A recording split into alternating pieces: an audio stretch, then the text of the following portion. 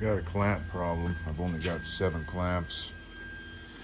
And when I start doing this, I'm going to need more than that. So I'm going to fab up probably at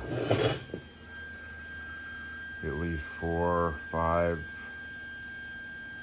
I've got the clamps. I just need to put the round stock on. That's 5/8.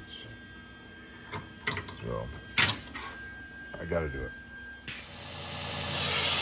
I remove the head from the clamp jaw and then clean it up on the belt sander to receive the round stock. After I round off my edges here, I just cut a kerf with the grinding disc.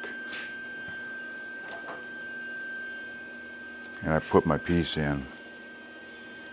And I tilt the clamp into the piece a little bit. That helps her bind. We'll weld it with a 140. I'm on a 10 gauge setting with 30 thousandths wire is what I'm going to weld that with. We'll just hit both sides pretty good.